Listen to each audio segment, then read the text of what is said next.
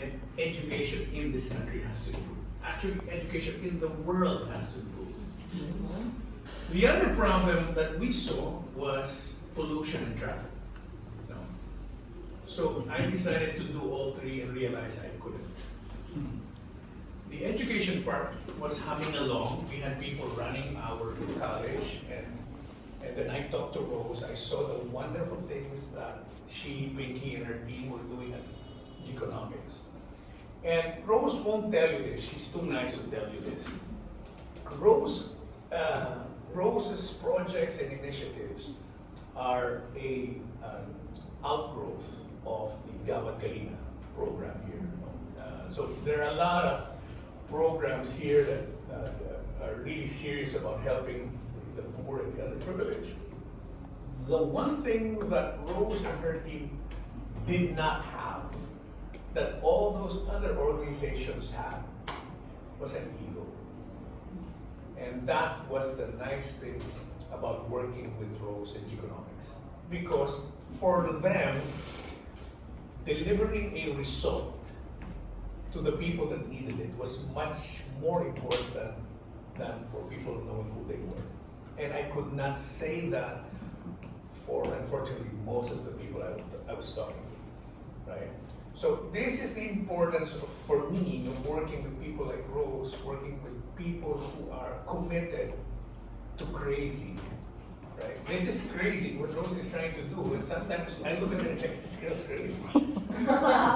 But it's the crazy people who can accomplish stuff. And even here, when we're doing what we're doing, that guy's crazy. I can tell you, Eric, when we recruited him to join us to head marketing, I had to ask him, Eric, I'll be very honest, we're asking you to take a pay cut to join us to do this. Do you really want to do this?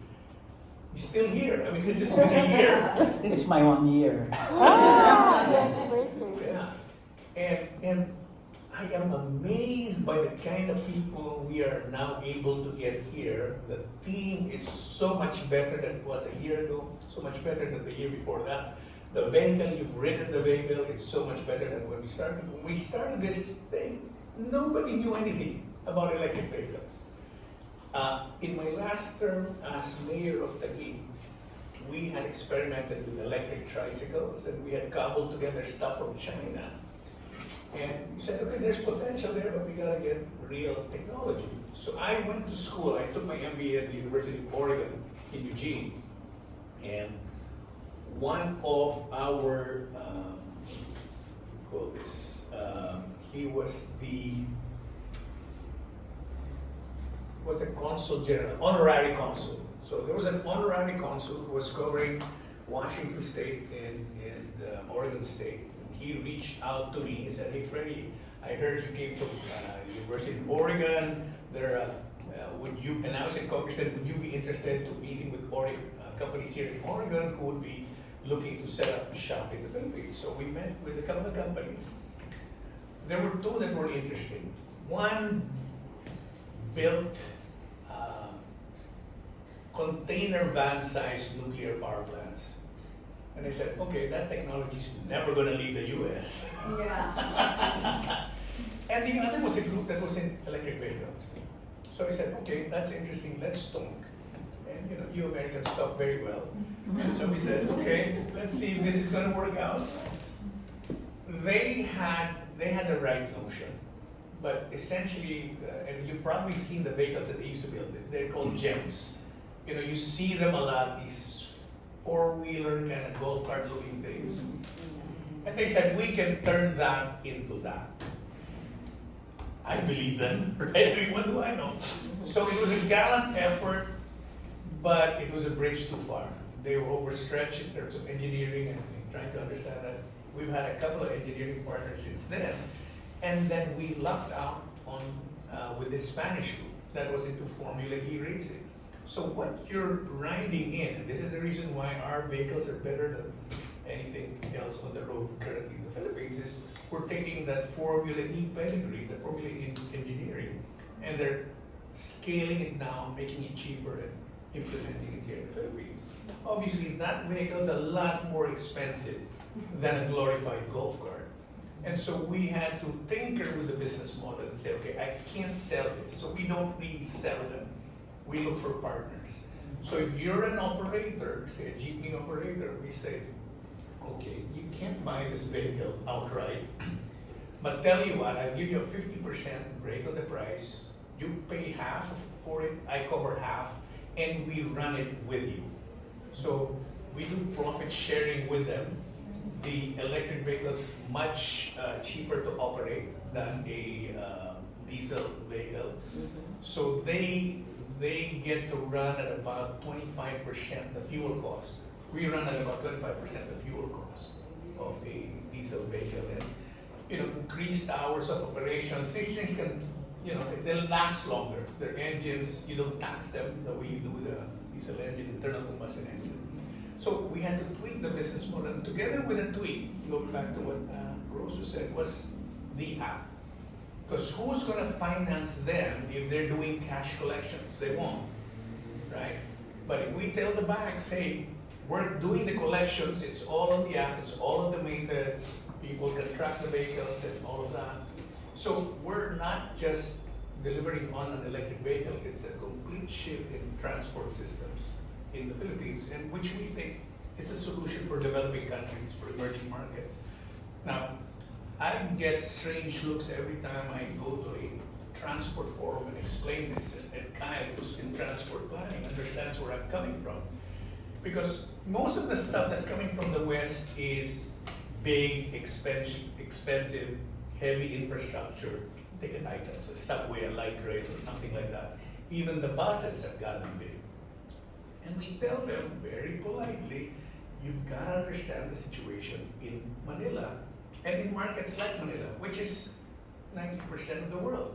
And so this is why I'm very, very appreciative anytime somebody from the West, somebody from America, somebody from the Midwest comes over and takes a look at this, at the Philippines and places like the Philippines, because unfortunately Americans are notorious for USA. Bigger is better. Yeah. And so we tell them, first of all, look at the kind of roads we have. These are not wide roads. So why are you pushing for a big bus here? Unfortunately, the Asian Development Bank Rose has a project that is using, they call them bendy buses, articulated buses. You know, the two buses you stick together in Davao. And I don't know if you guys have been to Davao, but the roads there are just like the roads in all the other provincial locations you went to. And you're talking about an 18 meters, so that would be 15 feet, a 15-foot articulated bus. How the hell are you gonna turn? So it's just crazy. But it's because bankers are involved, and they've got to spend money to make money. So bigger is always better. So that's the problem with these guys. And that's why I left the bank. I mean, I came from Citibank as well. So this is what we're saying. Look at this scenario. Look at how the developing markets are shaping up. Smaller roads, cost of labor is lower as well.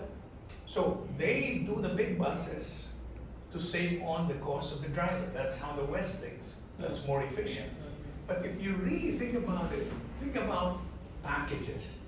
The smaller the packages, the more efficient you can send them out, right? Because it goes to the location as opposed to you send a big thing, they've got to disassemble it and then before it goes to the final destination.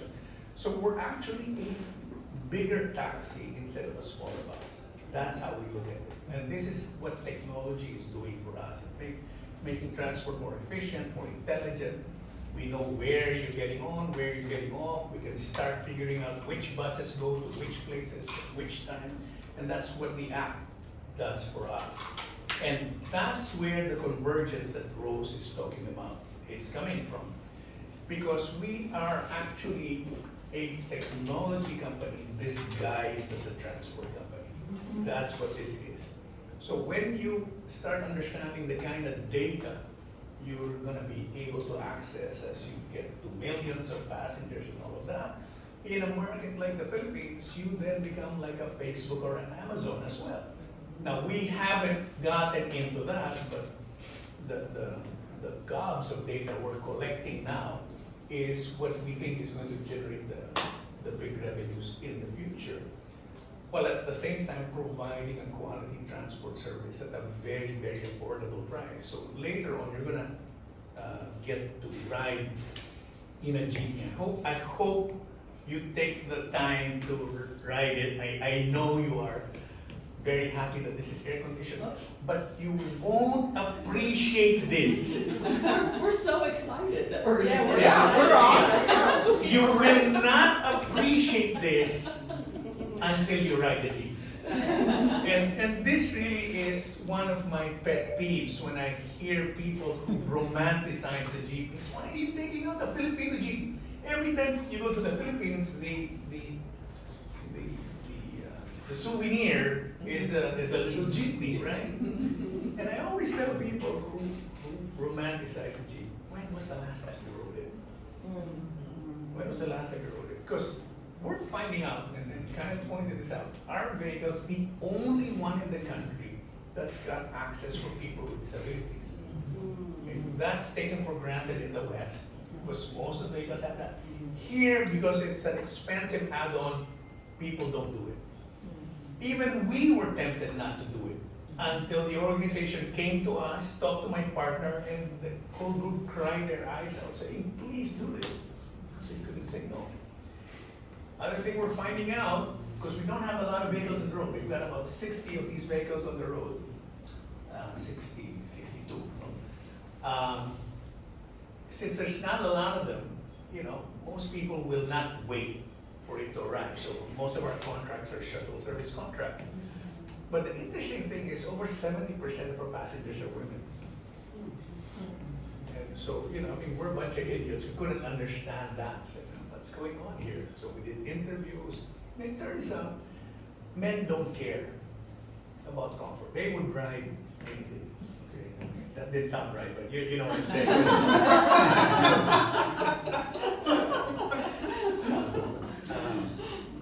But women would wait. Women would wait. And so we said, okay, why are they waiting for this? So in the interviews, they were saying things like, my hair doesn't fall down. Okay? We didn't know that. My makeup doesn't run. We didn't know that. And it was the safety factor. No sexual harassment. Number one on the list. No sexual harassment. Again, for idiots like us, we didn't realize that was the condition of most of the women passengers. So now we're seeing, wow, okay, let's keep rolling this out. Let's keep improving the transport experience. And we're getting a lot of calls from around the world now for, can you look at deploying this for us in Mexico, in Peru, in Nepal, in Pakistan. So we do get a few inquiries from the West for this village and that village, but it's not really as a transport solution. In a gated community to do this, that's not what we really want to do. And rolling this out in the U.S. is kind of scary for us with the amount of litigation that goes on there. I mean, I could have 5, 10, 15 vehicles there, and we could lose this company from one lawsuit. So it really doesn't make sense for us to do that. So for us, if we're able to do this, and this is what we tell the politicians and the people in government, and they understand this more than anything else. Like, there's a subway project going on in the Philippines right now. It was started by the previous president, and it will not finish during the term of this president. So that's 3 terms before you see any return from an infrastructure project. We tell a politician, we'll be on the road in 6 months. We figure out the budgets, we figure out how to do this, we give us the ability to roll it down, and you're going to be able to show your constituents a project that you were involved in. And for us, we take the back seat. We understand how politics works. We just make sure that the guy shines. And politicians are a funny bunch, right? And having spent time there, you understand how their mind works. it's a bandwagon effect. They don't want to be the first to try something new, but they definitely don't want to be the last. So if it works in a few places, you gotta make sure that he's gotta make sure, or she's gotta make sure, yeah, I have that too. And I was the first, and that was my project. So that's how it's operating now, and we're getting a lot of people excited about the project. But again, we're presenting this in the context of being in the Philippines, and for us, I think it's very important that you hear not just from me or not just from us. I think it's very important you get to hear from the people who are actually affected by this project. So I think, Eric, you have two of these people with us today. Four. We actually